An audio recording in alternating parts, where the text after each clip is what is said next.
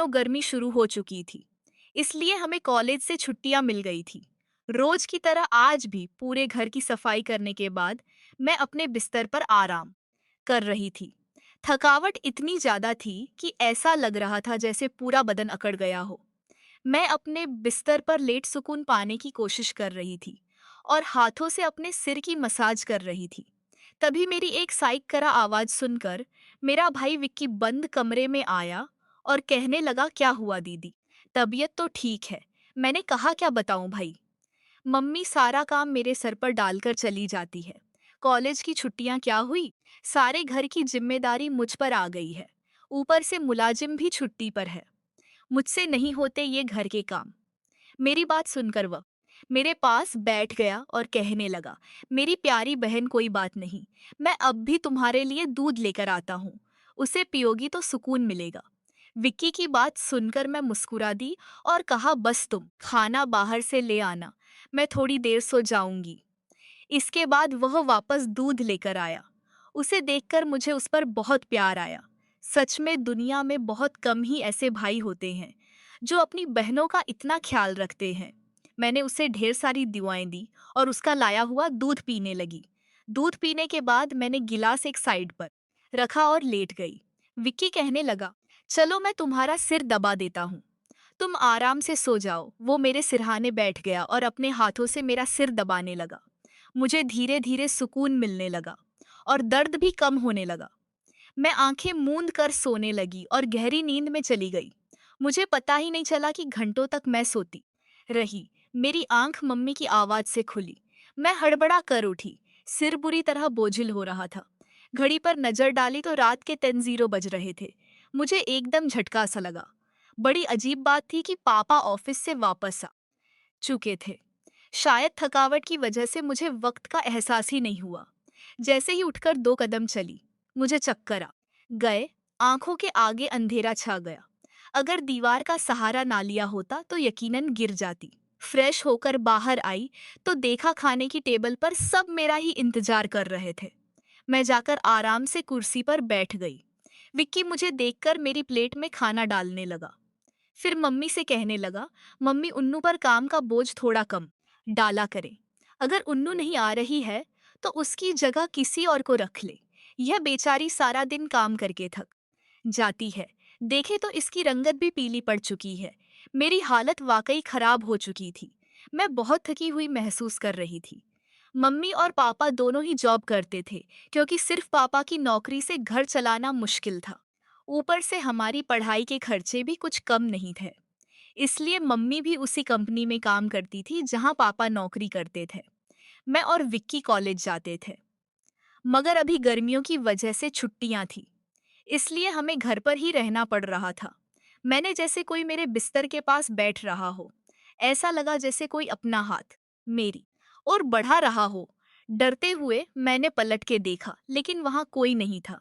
घबराहट के मारे मेरी सांसें तेज हो गई थी।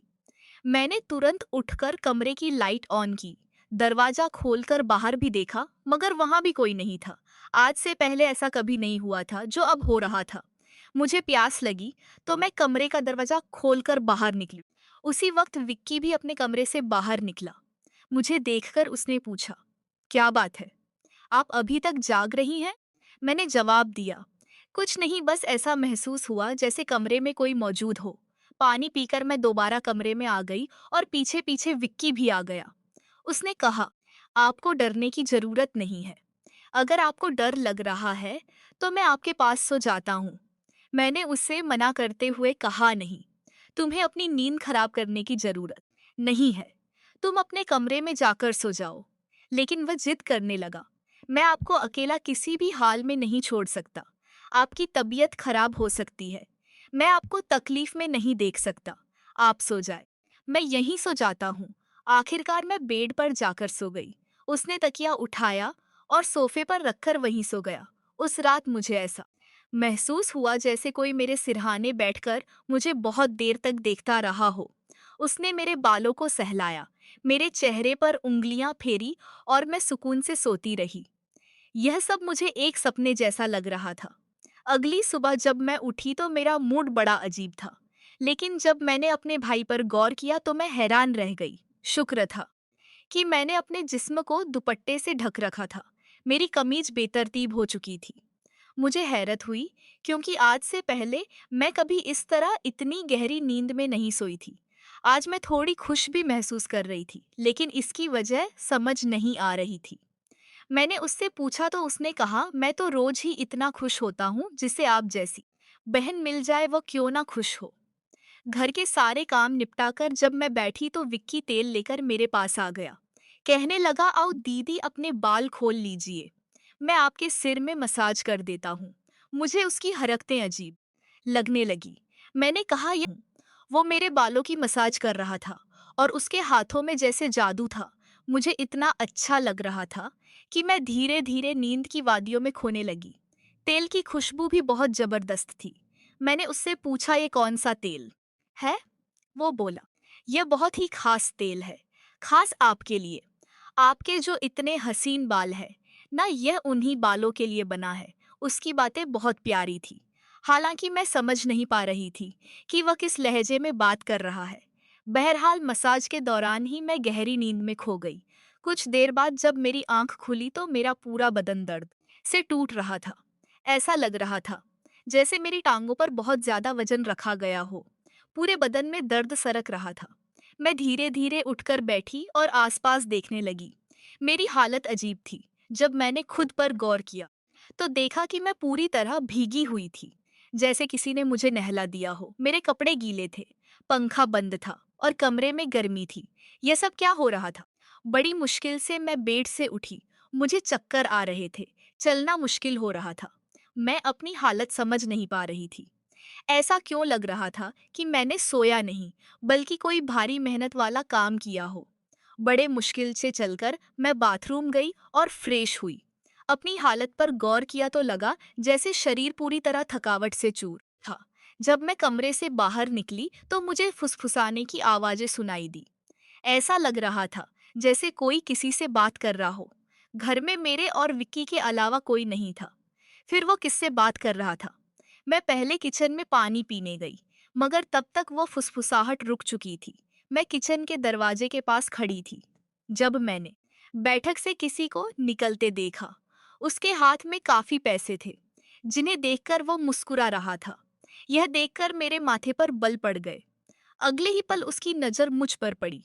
मुझे देखकर उसने कहा, अनु आप उठ गई? मैं उसकी तरफ धीरे धीरे चलकर गई। वो हड़बड़ाकर पैसों को अपनी पट की जेब में डालने लगा, मगर मैंने उसका हाथ पकड़कर उन पैसों को सामने लाकर पूछा, इतने पैसे तुम्हारे पास कहाँ से आए? वो नजरें झुका चुका था। धीरे से कहने लगा, ये मेरा घर है। जब आपको मेरा ख्याल नहीं है तो मैं आपका ख्याल क्यों करूं? अच्छा खाना तैयार करो। ये मेरे बहुत खास दोस्त हैं। वह मुझसे काफी नाराज लग रहा था, मगर अब मैं क्या करती? खाना तो बनाना ही था। मैं उसके दोस्तों के लिए खाना बनाने लगी। तभी वो बोला, खाना परोसने भी तुम खुद ही आओगी। विक्की का यह रवैया मुझे हैरान कर रहा था। छोटी सी बात पर वह इतना कैसे बदल सकता था? मैंने खाना टेबल पर लगा दिया। मैंने गौर किया कि उसके दोस्त बार बार मुझे घूर रहे थे। वे सभी विक्की की उम्र से बड़े लग रहे थे और अजीब तरीके से मुझे देख रहे थे, जैसे मुझे निगल ही जाएंगे। मैं डर कर अपने कमरे में चली गई और खुद को बंद कर लिया। जैसे ही वे गए मैं विक्की पर फट पड़ी। दोबारा तुम्हारे यह दोस्त इस घर में नजर नहीं आने चाहिए। मगर वह अगले ही पल मेरे गाल थाम कर कहने लगा, इतना गुस्सा कहाँ से आता है? वे दोबारा नहीं आएंगे, लेकिन आप इस बारे में मम्मी पापा को कुछ नहीं बताएंगी। विक्की के इस बर्ताव से मैं परेशान हो गई। वह कभी प्यार जताने लगता था तो कभी चिढ़ने। बहरहाल मैंने हामी भर दी और अपने कमरे में